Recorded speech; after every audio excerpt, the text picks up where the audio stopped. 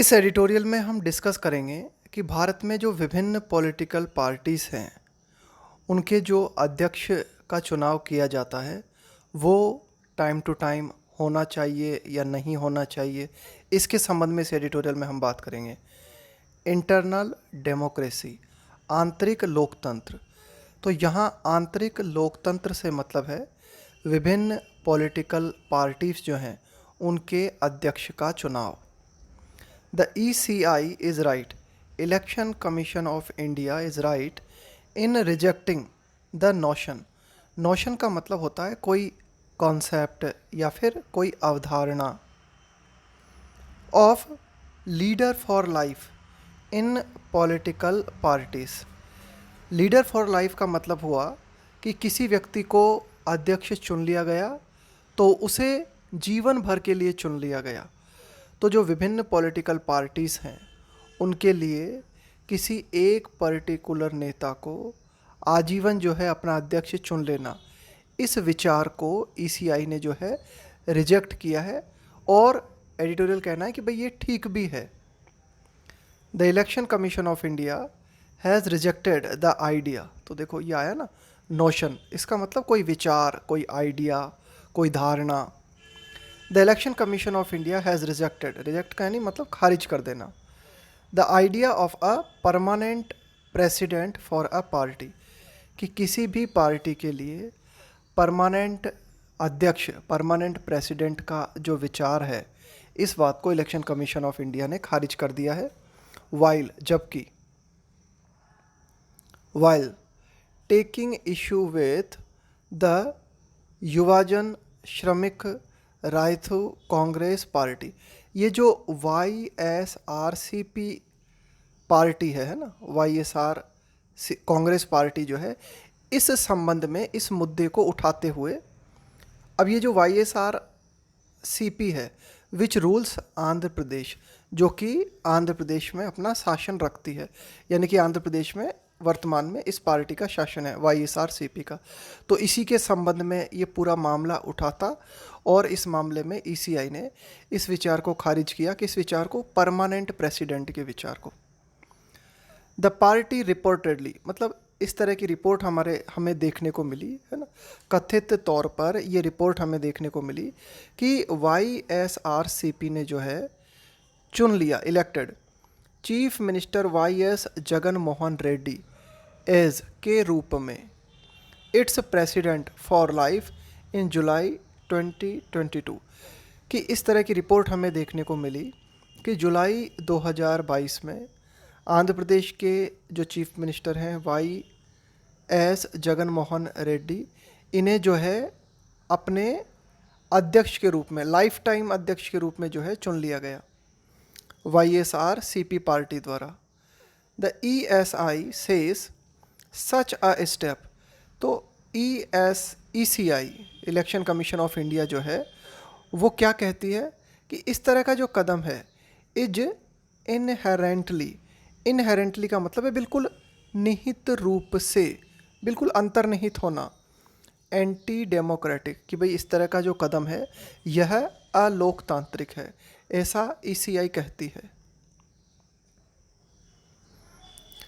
The YSRCP's response to the ECI's letters sent earlier, YSRCP ने जो प्रतिक्रिया दी है किसे, ECI के लेटर्स को, सेंट अर्लियर जो कि पूर्व में भेजे गए लेटर, दैट, तो उन लेटर्स में YSRCP ने कहा it will conduct an internal inquiry, conduct का मतलब आयोजित करना, तो YSRCP ने कहा कि भाई वो जो है एक आंतरिक जांच जो है करवाएगी borders on.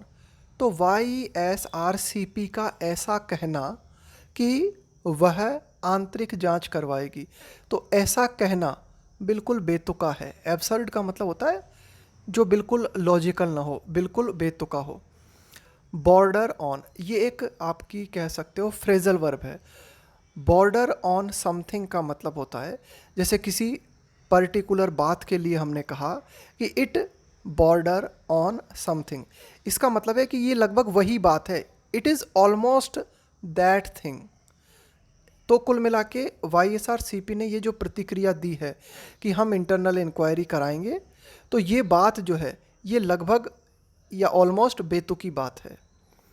There is merit, यानी कि इस बात में क्वालिटी है, इस बात में कोई गुण है, किस बात में क्वालिटी है, there is merit in the ECI's व्यू, कि ECI का जो विचार है उसमें कुछ दम नज़र आता है ना, उसमें जो है गुणवत्ता लगती है।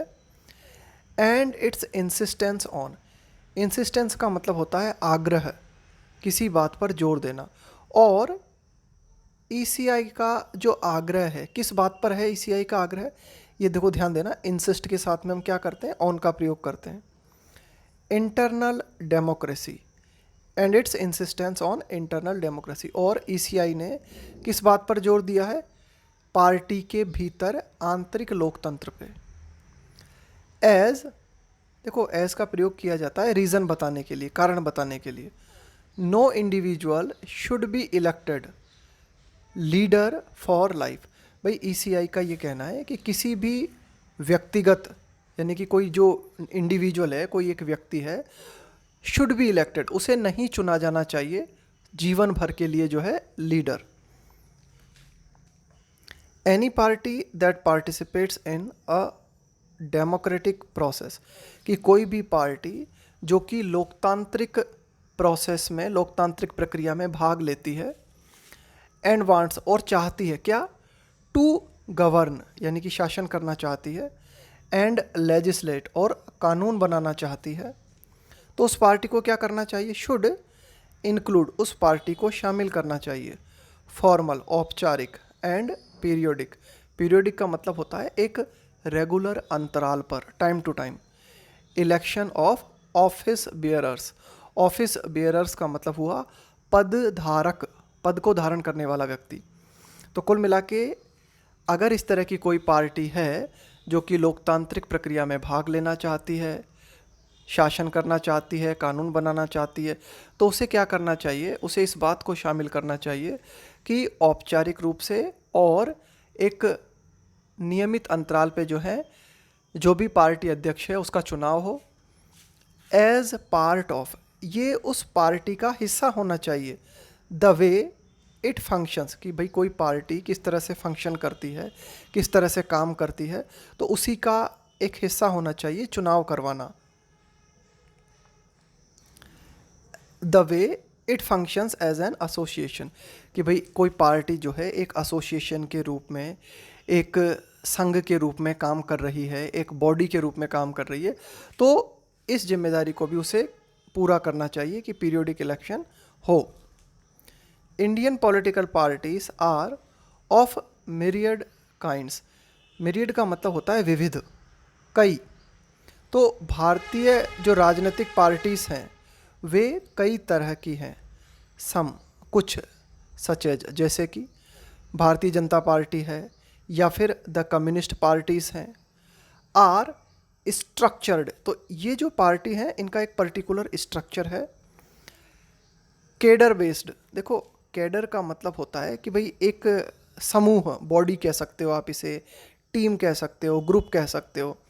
Cadre based organisations that function, तो इन पार्टीज़ की हमने बात की, जैसे कि बीजेपी है या द कम्युनिस्ट पार्टीज़ हैं, तो ये क्या है, एक समूह आधारित पार्टीज़ हैं और ये काम करती हैं टुवर्ड्स का मतलब है की ओर, एन आइडियोलॉजिकल गोल। आइडियोलॉजी का मतलब हो गया विचारधारा, तो एक पर्टिकुलर विचारधारा है इनकी और उस विचारधारा को पूरा करने के लिए ये काम करती हैं, या फिर कह सकते हो कि इनका एक सिद्धांत है, एक प्रिंसिपल है, उसके लिए ये काम करती हैं। अदर्स, इसके अलावा भारत में अन्य पार्टीज़ हैं सच एज, जैसे कि द कांग्रेस पार्टी है। तो इस तरह की जो पार्टीज़ हैं आर मोर लूजली स्ट्रक्चर्ड, तो इनका जो स्ट्रक्चर है वो इतना ज़्यादा, आप कह सकते हो कि इतना ज़्यादा जो है इनका जो स्ट्रक्चर है ना वो इनके जैसा नहीं है, जैसे कि बीजेपी है या फिर कम्युनिस्ट पार्टीज़ हैं। काफ़ी लूज़ है इनका structure, loose structured collections of individuals, यानी कि इस तरह की जो पार्टीज़ हैं जैसे कि कांग्रेस है, इनमें कई तरह के कई इंडिविजुअल्स व्यक्ति देखने को मिलते हैं, उनका समूह देखने को मिलता है। विथ इवन, और यहाँ तक कि डिफरेंट स्ट्रैंड्स। देखो स्ट्रैंड का मतलब क्या होता है, धागा होता है ना किसी भी चीज़ का, उसको बोलते हैं स्ट्रैंड। स्ट्रैंड्स ऑफ ओपिनियन, तो कई तरह के विचार रखने वाले विभिन्न व्यक्ति जो हैं दिखाई देते हैं। बट फंक्शनिंग, लेकिन ये सभी व्यक्ति काम करते हुए नजर आते हैं विद इन एन एसोसिएशन, एक एसोसिएशन के अंतर्गत। दैट हैज़ कोर आइडियल्स, जिसके कि कुछ मूल सिद्धांत हैं, कुछ मूल आदर्श हैं। इसके अलावा कुछ अन्य पार्टीज़ हैं, सम अदर्स स्टिल रिफ्लेक्ट, वे अब भी जो है इस बात को प्रतिदर्शित करती हैं क्या, सोशल। उन पार्टीज़ में हमें क्या देखने को मिलता है, उन पार्टीज़ में हमें देखने को मिलता है सोशल और रीजनल क्लीवेजेस। देखो क्लीवेज का मतलब होता है डिवीज़न, डिसएग्रीमेंट, है ना। तो एक तरीके का सामाजिक विभाजन या एक क्षेत्रीय विभाजन हमें देखने को मिलता है। इस तरह की पार्टीज़ भी भारत में है। एंड सो ऑन का मतलब है इसी तरह से, और भी मतलब कई तरह के पार्टीज़ के टाइप्स हैं भारत में। इंक्रीजिंगली यानी बढ़ते हुए। द फ्रेगमेंटेशन, देखो फ्रेगमेंटेशन का मतलब होता है चीज़ों का टूट के बिखरना। Of India's polity into a federalised multi party system has also given way.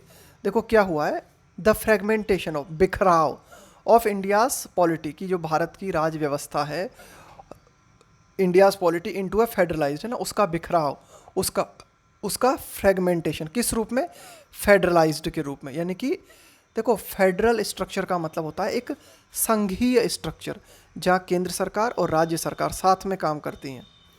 Multi party system, Bharat में मल्टी पार्टी सिस्टम है ना, कई पार्टीज़ हैं। तो इसके कारण क्या हुआ है, has also given way to domination, इसके कारण जो है एक मार्ग मिल गया है डोमिनेशन के लिए। देखो डोमिनेट करने का मतलब होता है अपना वर्चस्व स्थापित करना, प्रभुत्व स्थापित करना। बाय कैरिस्मेटिक इंडिविजुअल्स, कि जो करिश्माई व्यक्तित्व वाले व्यक्ति होते हैं वे बहुत प्रभावी हो जाते हैं। ये जो भारत का सिस्टम है ना, उसमें जो करिश्माई व्यक्तित्व वाले व्यक्ति होते हैं वे काफ़ी प्रभावित हो जाते हैं। या फिर कई बार क्या होता है कि उनके जो परिवार होते हैं उनको भी डोमिनेशन मिल जाता है मेनली। और इसका मुख्य कारण है because of the nature of support that these parties enjoy, यानी कि जिस तरह का सपोर्ट इन पार्टीज़ को मिलता है, कई बार ये सपोर्ट ही कारण होता है कि कुछ परिवार जो हैं वे प्रभावी हो जाते हैं या कोई व्यक्ति जो है वो प्रभावी हो जाता है। और due to their financing structures which necessitates, या आप ये भी कह सकते हो कि पार्टी का जो फाइनेंसिंग स्ट्रक्चर है कि भाई इस पार्टी को पैसा किस तरह से मिल रहा है, पैसा कहाँ से प्राप्त हो रहा है, तो वो ये इस बात को ज़रूरी बना देता है। किसी भी बात को नेसेसिटेट करने का मतलब होता है आवश्यक बना देना या फिर ज़रूरी बना देना। Centralised control by a single coterie or a family. अब मान लो किसी पर्टिकुलर पार्टी को, देखो पार्टी चलाने के लिए फंड चाहिए, पैसा चाहिए। अब मान लो वो फंड जो है पर्टिकुलर व्यक्ति के द्वारा या किसी परिवार के द्वारा उपलब्ध कराया जा रहा है, तो वो परिवार या वो व्यक्ति ऑटोमेटिकली जो है आप कह सकते हो कि डोमिनेंट हो जाता है, प्रभावी हो जाता है। तो यही कहना चाह रहा है यहाँ पे एडिटोरियल, ड्यू टू के कारण, कि कई बार क्या होता है जो फाइनेंसिंग स्ट्रक्चर होता है पार्टी का वो इस बात को आवश्यक बना देता है क्या, कि पार्टी जो है सेंट्रलाइज्ड कंट्रोल हो जाती है किसी सिंगल, देखो कॉटरी का मतलब होता है लोगों का समूह, एक पर्टिकुलर गुट और अ फैमिली। तो इसके कारण जो है कई बार एक परिवार या एक विशेष गुट जो होता है उसके द्वारा जो है पार्टी को कंट्रोल किया जाता है। दिस इज वाई, यही कारण है, सेवरल का मतलब है कई, पॉलिटिकल पार्टीज़ की कई जो राजनीतिक पार्टीज़ हैं आज की डेट में, do not insist on, insist के साथ में हम लगाते हैं ऑन, कि कई जो पॉलिटिकल पार्टीज़ हैं भारत में वे इस बात पर जोर नहीं देती। इंसिस्ट का मतलब जोर देना या फिर आग्रह करना। तो किस बात पर जोर नहीं देती पॉलिटिकल पार्टीज़, थोरोगोइंग, थोरोगोइंग का मतलब होता है कंप्लीट तरीके से, पूरी तरीके से। इंटरनल इलेक्शंस, तो इसीलिए जो है कई बार ये जो आंतरिक चुनाव है ना, कंप्लीटली आंतरिक चुनाव जो है उन पर जोर नहीं दिया जाता। टू सिक्योर, इस बात को सुनिश्चित करने के लिए, है ना, इस बात को सेफ करने के लिए, देयर लीडरशिप, है ना, कि भाई उनकी लीडरशिप जो है बनी रहे। यानी कि पर्टिकुलर कोई पार्टी है, उसे जो पर्टिकुलर परिवार या एक लोगों का समूह जो कंट्रोल कर रहा है, उनका डोमिनेंस बना रहे। तो इस चक्कर में भी कई बार जो है इंटरनल इलेक्शंस नहीं कराए जाते। एंड और इवन इफ का मतलब होता है भले ही। दे डू कंडक्ट पोल्स, देखो यहाँ पे अगर डू हटा दो आप तो वाक्य सही है या नहीं है। Even if they conduct polls, कि यदि वे चुनाव कराते हैं, लेकिन हमने यहाँ पे डू लगा दिया। क्यों लगाया जाता है ये डू? ये डू लगाया जाता है वाक्य पर और ज़्यादा जोर डालने के लिए। ये जो डू के माध्यम से हम क्या करते हैं, एम्फेटिक सेंटेंसेस का निर्माण करते हैं, वाक्य पर और ज़्यादा जोर देना हो आपको। अब देखो, अगर डू को हटा दें तो इसका मतलब है दे कंडक्ट पोल्स, कि वे चुनाव कराते हैं। लेकिन अगर हमने डू लगा दिया तो अब इसका मतलब हुआ भले ही वे चुनाव भी कराते हैं, भले ही वे चुनाव भी कराते हैं, यानी कि चुनाव भी होते हैं। तो यहाँ हमने क्या किया, एम्फेसिस दिया, जोर दिया। तो इसलिए इस डू का प्रयोग किया जाता है वाक्य पर और ज़्यादा जोर डालने के लिए। तो even if they do conduct polls, कि भाई ठीक है कि वे हाँ चुनाव भी कराते हैं, लेकिन वे जो चुनाव होते हैं दे लेक, उनमें कमी होती है पर्याप्त कंटेस्टेशन। कंटेस्ट का मतलब क्या होता है, मुकाबला करना। जैसे कोई व्यक्ति किसी चुनाव में भाग लेता है तो हम क्या कहेंगे कि भाई ये जो है कंटेस्टेंट है ना, उम्मीदवार है, दावेदार है। तो पर्याप्त जो है आप कह सकते हो कि मुकाबला नहीं होता, पर्याप्त जो है दावेदार चुनाव में नहीं होते। एंड आर डन, और चुनाव जो है किए जाते हैं टू रीअफर्म, इस बात की पुनः पुष्टि करने के लिए। द डोमिनेंस का मतलब हुआ वर्चस्व, of the high command. High command का मतलब है जो उच्च स्तरीय लीडरशिप है, जो कि पार्टी को कंट्रोल कर रही है। तो पार्टी के हाई कमांड की डोमिनेंस की पुष्टि करने के लिए ही ये चुनाव होते हैं। इन सम केसेस, कई केसेस में हमें क्या देखने को मिलता है, with electoral politics being a zero sum game. देखो, जीरो सम गेम, इसका मतलब क्या हुआ कि कोई ऐसा गेम जिसमें जितना फ़ायदा हुआ उतना ही नुकसान हो गया, तो अल्टीमेटली रिज़ल्ट जो है वो जीरो निकला, तो इसे कहेंगे जीरो सम गेम। अब मान लो कि किसी पर्टिकुलर पार्टी के अंदर जो चुनाव होते हैं, तो उनमें क्या है कि जब चुनाव होंगे तो 2 या 3 या 4 जो उम्मीदवार खड़े होंगे, तो क्या होगा कि किसी उम्मीदवार को सपोर्ट मिलेगा। तो जो लोग किसी पर्टिकुलर उम्मीदवार को सपोर्ट करेंगे, तो इसका मतलब है कि उन्होंने दूसरे व्यक्ति का जो है विरोध किया। तो ये भी है मामला कि इस तरह से क्या है कि पार्टी में जो है डिसयूनिटी आती है। With electoral politics being a zero sum game, कि ये जो चुनावी राजनीति है ये एक तरीके से जीरो सम गेम है। तो इसलिए क्या होता है कि ये जो पॉलिटिकल पार्टीज़ हैं आर लोथ, इस लोथ का मतलब है, ये एक एडजेक्टिव है, ठीक है ना। इसका मतलब है अनविलिंग होना किसी बात के लिए। अनविलिंग होने का मतलब होता है कि भाई आप राजी नहीं हो किसी चीज़ के लिए, अनिच्छुक होना।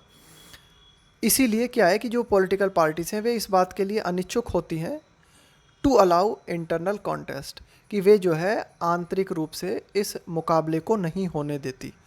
फियरिंग, क्योंकि उन्हें इस बात का डर रहता है, इस बात से डरते हुए दैट दिस, कि अगर इस तरह से चुनाव कराए जाते हैं पार्टी के भीतर, तो कुड यहाँ पे आया है फ्यूचर पॉसिबिलिटी के लिए, तो ऐसा हो सकता है।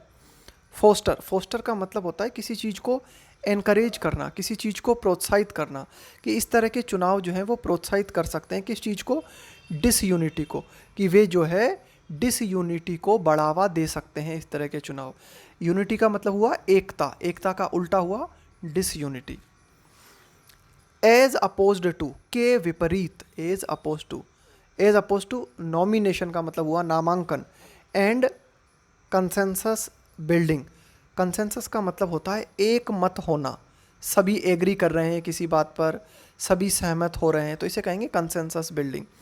ऑन लीडरशिप, कि लीडरशिप कि भाई लीडरशिप जो है कौन करे, कौन व्यक्ति लीडर हो पार्टी के भीतर, ये है ना, इसमें जो है सभी लोगों की कंसेंसस बिल्डिंग हो, नामांकन हो। तो क्या है कि भाई चुनाव होते तो इसलिए हैं कि भाई एक लीडर चुन लिया जाए, सभी लोगों की सहमति हो जाए। लेकिन कई बार क्या है कि ये जो चुनाव है, आंतरिक चुनाव, ये जीरो सम गेम हो जाता है, यानी कि ये एकता की बजाय डिसयूनिटी को बढ़ावा देता है। The ECI has periodically used guidelines. Election commission of India जो है उसने टाइम टू टाइम जो है कुछ दिशा निर्देश हैं उनका प्रयोग किया है, यानी कि दिशा निर्देशों को जारी किया है फॉर रजिस्ट्रेशन ऑफ पार्टीज़, कि जो पार्टी का रजिस्ट्रेशन होता है चुनाव आयोग के पास, तो रजिस्ट्रेशन के लिए कुछ गाइडलाइंस जो हैं ECI ने टाइम टू टाइम जारी किए हैं। ठीक है, under section 29A of the representation of the people act 1951। तो इस एक्ट को याद रखना, बहुत अहम एक्ट है, इसको करंट जीके में पूछा जा सकता है कि representation of the people act 1915A, इसका जो सेक्शन 29 है, इसके तहत ये कुछ गाइडलाइंस जो हैं वो जारी किए गए हैं पॉलिटिकल पार्टी के रजिस्ट्रेशन के लिए। तो उन गाइडलाइंस में इस बात को याद दिलाया गया है, टू रिमाइंड पार्टीज़, है ना, पार्टीज़ को ये रिमाइंड कराया गया है कि पार्टीज़ क्या करें, कंडक्ट, आयोजित करें इलेक्शंस, आंतरिक चुनाव आयोजित करें, एंड टू इंश्योर, और इस बात को सुनिश्चित करने के लिए that their leadership is renewed, कि जो पॉलिटिकल पार्टी हैं उनका जो नेतृत्व है उसे रिन्यू किया जाए टाइम टू टाइम, है ना। तो इस बात के लिए गाइडलाइंस ECI ने जारी किए हैं। इज रिन्यूड, चेंज्ड और री इलेक्टेड एवरी 5 ईयर्स, कि प्रत्येक 5 वर्ष में जो पॉलिटिकल पार्टी है उसका जो प्रेसिडेंट है उसको री इलेक्ट किया जाए, परिवर्तित किया जाए या उसे रिन्यू किया जाए। But the commission doesn't have any statutory power, इसका मतलब हुआ कानूनी, स्टेचुटरी का मतलब हुआ कानूनी। लेकिन जो चुनाव आयोग है उसके पास कोई कानूनी शक्ति नहीं है टू एनफोर्स, एनफोर्स का मतलब क्या हुआ, किसी चीज़ को लागू करना या लागू करवाना किसी चीज़ को, to enforce internal democracy in parties, कि विभिन्न पॉलिटिकल पार्टीज़ के बीच आंतरिक लोकतंत्र को लागू करवाने का कानूनी पावर जो है कमीशन के पास नहीं है। और न ही इस तरह की पावर है कमीशन के पास टू मैंडेट इलेक्शंस। मैंडेट का मतलब क्या होता है, एक तरीके का ऑर्डर जारी करना किसी काम के लिए, इंस्ट्रक्शन देना, निर्देश देना। तो कुल मिला के ये कानूनी ताकत चुनाव आयोग के पास नहीं है कि वह पॉलिटिकल पार्टीज़ को आंतरिक चुनाव कराने के लिए ऑर्डर दे सके, वो बस गाइडलाइन जारी कर सकती है। The lack of such substantive power, देखो सब्सटेंटिव का मतलब होता है एक मजबूत आधार वाला, कोई बात जिसका आधार जो है वो बहुत ही मजबूत है। सब्सटेंटिव पावर का मतलब हुआ एक मजबूत आधार वाली ताकत, इसकी कमी है। The lack of such substantive power ECI के पास। तो ये जो पावर की कमी है कि भाई उसके पास कोई कानूनी अधिकार नहीं है जिसके माध्यम से वो पॉलिटिकल पार्टीज़ को फोर्स कर सके कि भाई आपने चुनाव क्यों नहीं करवाया ना। तो इसके कारण क्या होता है कि इस कमी के कारण, ये कमी जो है कारण बनती है, लीड टू का मतलब होता है कारण होना, पार्टीज़ कि इसके कारण क्या होता है, जो विभिन्न पॉलिटिकल पार्टीज़ हैं, कैरी आउट का मतलब होता है किसी काम को अंजाम देना। द ECI's एडिक्ट्स, देखो यहाँ पे ये जो शब्द आया है ना एडिक्ट, इस एडिक्ट का मतलब हुआ ऑर्डर, कि ये जो विभिन्न पॉलिटिकल पार्टीज़ हैं वे जो ECI के द्वारा जो ऑर्डर जारी किए जाते हैं या जो निर्देश जारी किए जाते हैं उनको किस तरह से अंजाम दिया जाता है विभिन्न पॉलिटिकल पार्टीज़ के द्वारा, इन अ मैकेनिकल मैनर, एक यांत्रिक तरीके से। यानी कि कुल मिला के जो है बहुत सीरियसली नहीं लेती पॉलिटिकल पार्टी से इन चीज़ों को, और एक यांत्रिक तरीके से ही इन चीज़ों को लेती है, मैकेनिकल मैनर में।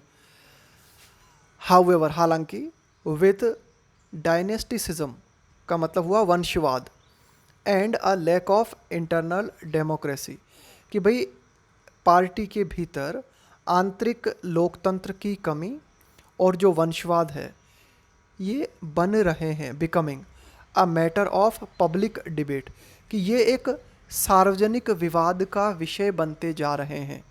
वंशवाद और पार्टी के भीतर इंटरनल डेमोक्रेसी का न होना, ये जो हैं एक सार्वजनिक विवाद का विषय बनते जा रहे हैं।